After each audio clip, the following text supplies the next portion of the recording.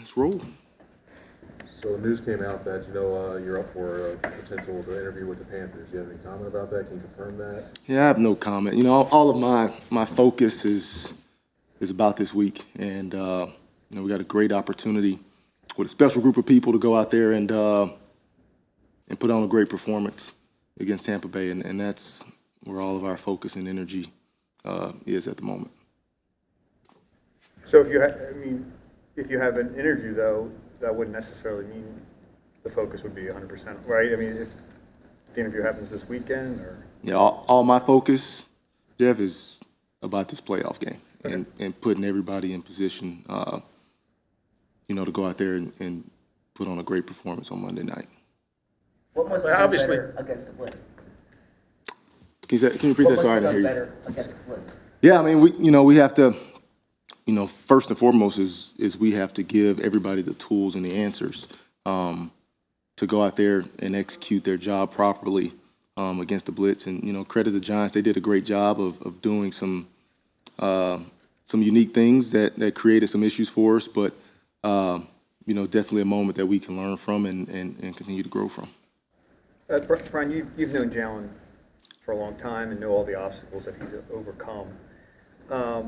Do you think that's hardened him? And I mean that in both senses of the word, and that he's gotten stronger, but also, that maybe he's a little harder, more difficult to get to know because he's gotten harder.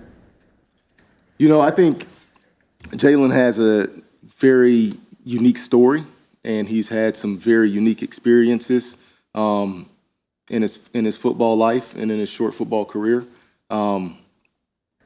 But I think, he's a guy that his teammates have a ton of respect for, and he's a guy that's extremely consistent, day in and day out, being the same guy every day, holding himself to the same standard, to the same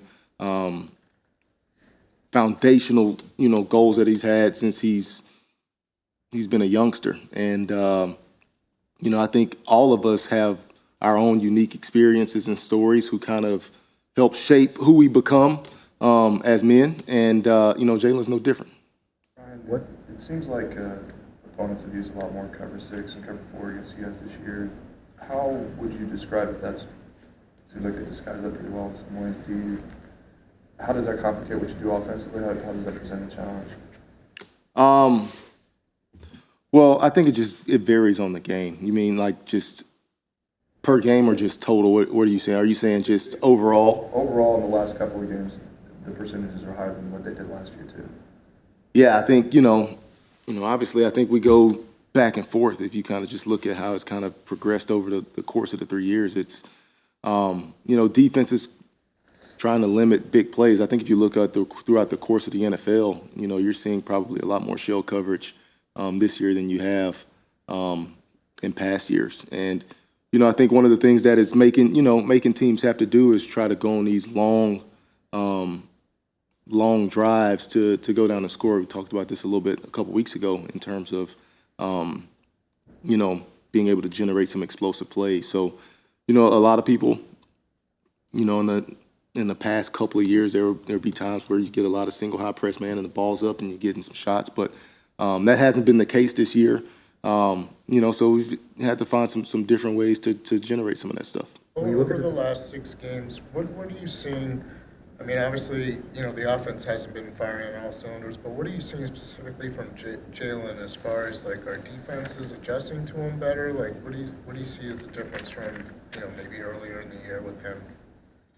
Well, I think to be completely honest with you, I think that the last couple of weeks Jalen has been playing some really, really clean football in terms of what he's seeing, what he's processing, how he's looking at it.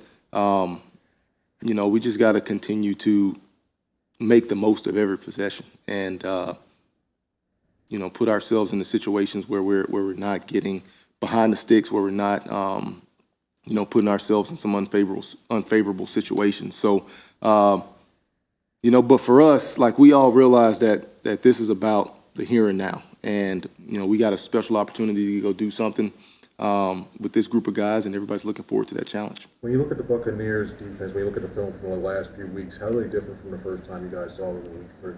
Well, they're definitely healthier. You know, they've got a fantastic veteran group that's been there, seems like forever. And you know, obviously they're very well coached. Coach Bowles does a great job defensively. And they've got some players who are battle tested and who have done it at a high level for a really long time. So, you know, everybody here is looking forward to that matchup. You mentioned earlier focus on this week, and you know, this time of year, this interviews happen and such. With Nick, how does that relationship work? What does he kind of present to you guys whenever this time of year comes around? Yeah, well, I think the biggest thing, and Nick's been a great resource in terms of development and just being able to be somebody to get ideas from and to bounce ideas off of. You know, I can't say enough good things about the relationship I have with Nick, especially considering, you know, prior to me getting here, we didn't know each other. And, you know, I can't say enough good things about just the type of person he is, how much he cares, and how much he wants to see everybody do really, really well. So, you know, he's somebody that's you know, in a short 3-year period has become somebody who's really close. Brian, when teams are taking away the big play, the deep ball, when they're legislating and making you throw it underneath, you said you have to find other ways to do it. What other ways are there without kind of forcing it when it's not there? Well, yeah, you have to go into some catch and runs and try to find some isolations, you know, on some interior defenders. So, you know, those are things, and try to manipulate some of these play actions and get guys to have some eye violations and see if we can create some explosives that way. And then you got to be able to run the ball. So there's a bunch of different ways to do it, and you know, we got to make sure we get that done. How's it, like, your time spent with Jalen different than it was last year because you're OC? So, like, do you go in the quarterback meetings with them? Do you have separate meetings with the quarterback? Yeah. So you know, my role has obviously changed from last year, where you're you know, predominantly my sole focus was only on the quarterback, and you know, and I had some other responsibilities in terms of game planning and stuff. But you know, that role changes now when you're in charge of the entire offense. So yes, you know, obviously I do spend time in the quarterback meetings, but you know, I also like to be able to spend time with some other groups and making sure that, you know, everybody's on the same page and in concert. So you know, that role has definitely changed, you know, for my first 2 years here. But, you know, Coach Tanny's done a great job of running those meetings and getting the guys ready to go. So Alex runs the quarterback meeting, and do you, like, just kind of stay there, or I mean, or do you have to interject as well because you're the OC and because? Yeah, we all interject. Like those, you know, to me, when you get into a really good quarterback room and you have guys that have played as much as Jalen has now and as much as Marcus has and have been around, you know, the best rooms that I've been in, they become more discussion-based and not lecture-based, right? And because guys are all on the same page, they're seeing stuff and they're adding to the conversation. And that's when you know when you have guys that can truly understand the vision, understand what's going on, and they bring great ideas to the party as well. And I think that's a huge blessing for us. And it's not only in the quarterback room. You know, you take a look at our offensive line room and the amount of football that Jason Kelsey has played. Like, those guys have so much knowledge, so much experience.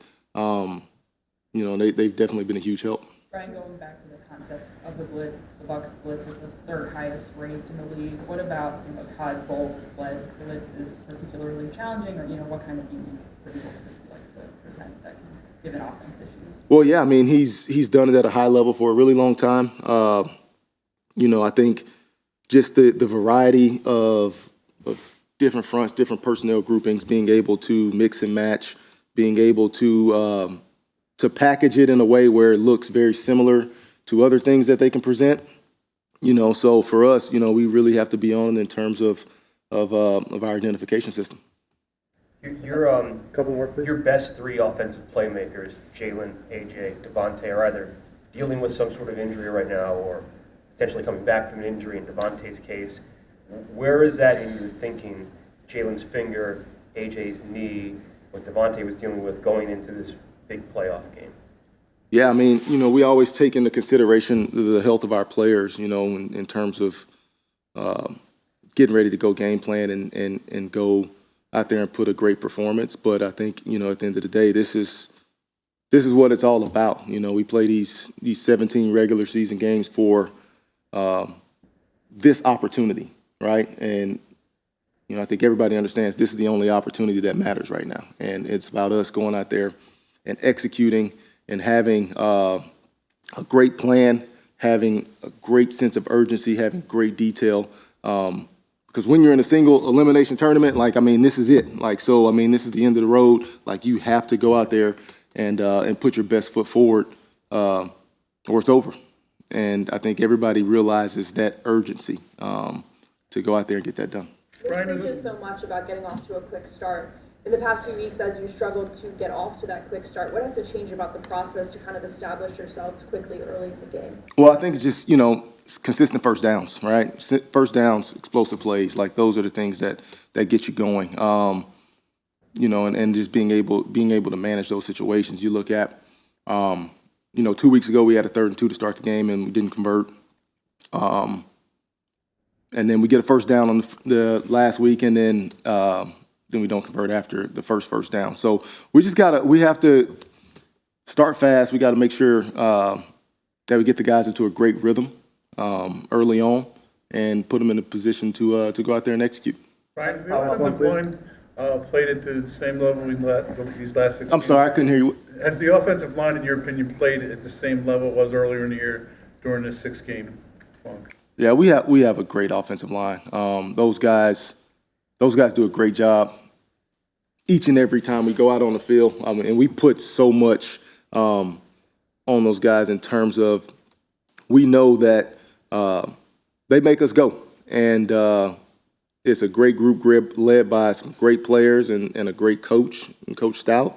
And, those guys have always shown up on game day ready to roll. Okay. Thanks, Brian.